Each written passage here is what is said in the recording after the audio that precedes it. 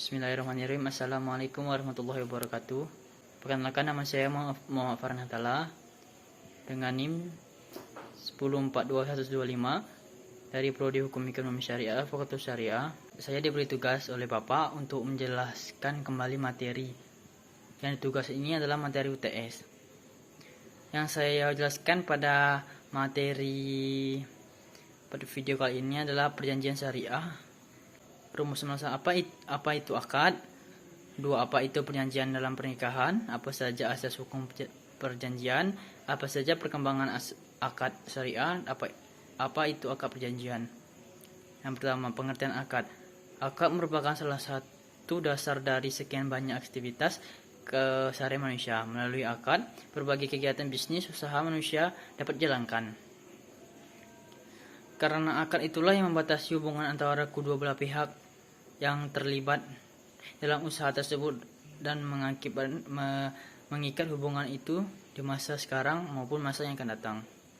Dalam Islam, unsur akad sangat diperhatikan seperti pihak yang berakad, syarat, dan rukun.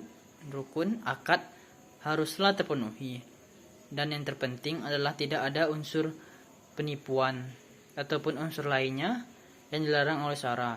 Selain itu, dalam berakad, kedua belah pihak harus melakukan secara sukarela tanpa ada paksaan dari pihak manapun, sebagaimana dijelaskan dalam Quran surah An-Nisa ayat 29. Perjanjian atau perkaitan. Dalam konteks fikih, muamalah seringkali disebut juga dengan akad. Kata akad bahasa Arab yaitu al-aqd. Bentuk jamak al-uqd yang mempunyai arti mengikat, menyambung, dan perjanjian. Mempunyai arti yang penting dalam kehidupan masyarakat.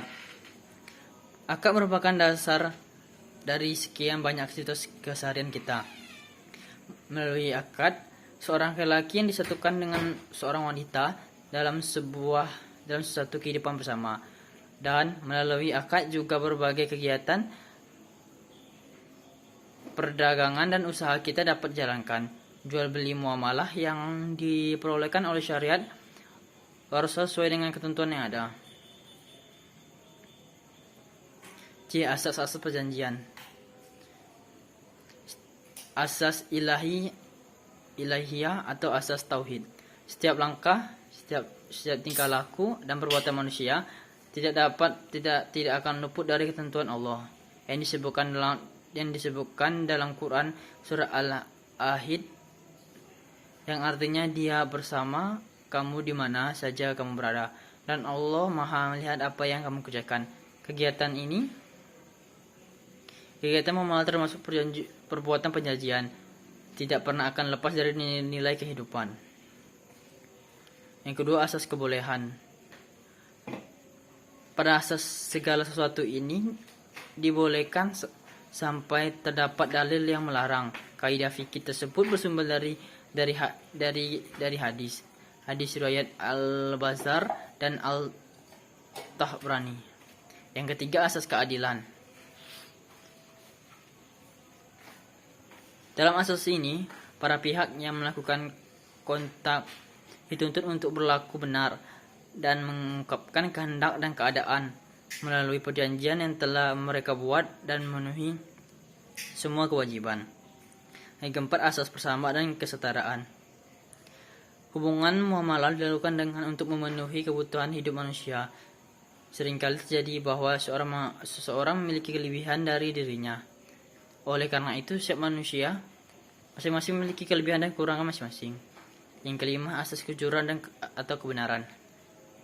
Jika kejujuran ini tidak ditetapkan dalam kontrak, maka akan merusak legalitas kontrak dan menimbulkan perselisihan antara dua pihak.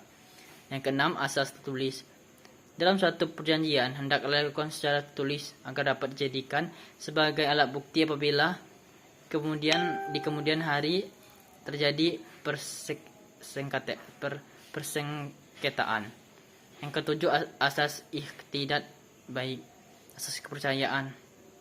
Asas ini mengandung pengertian bahwa para pihak dalam suatu perjanjian harus melakukan substansi kontak atau presentasi berdasarkan kepercayaan atau keyakinan teguh serta kemampuan baik dari pihak agar tercapai tujuan perjanjian. Yang ke-8, asas kemanfaatan dan keselamatan. Asas ini mengandung pengertian bahwa semua bentuk perjanjian yang dilakukan harus mendatangkan kemanfaatan dan kemaslahatan bagi para pihak yang mengikatkan diri dan perjanjian maupun dari masyarakat sekitar, meskipun tidak dapat ditentukan dalam Al-Quran dan Hadis. Di perkembangan akad syariah, akad merupakan kesepakatan antara dua perjanjian antara dua pihak, yaitu lebih dari untuk melakukan dan tidak melakukan perbuatan hukum tertentu.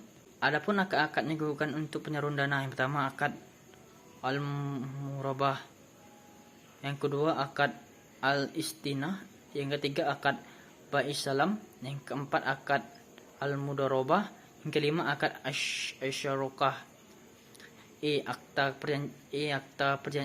Akta perjanjian adalah merupakan bukti tertulis dan optik yang sewaktu-waktu dapat dipakai sebagai bukti yang kuat bahkan sempurna bagi pihak-pihak yang mengadakan perjanjian. Sebelum menggunakan akta perjanjian, notaris harus memperhatikan syarat-syarat sah perjanjian. Apakah para pihak sudah memenuhi syarat sah perjanjian berikut ini?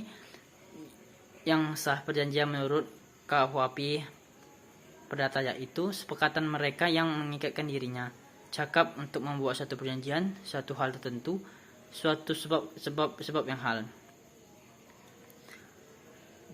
Beberapa teori yang dapat dipakai sebagai pedoman. Yang pertama teori kehendak, yang kedua teori penyataan dan kepercayaan.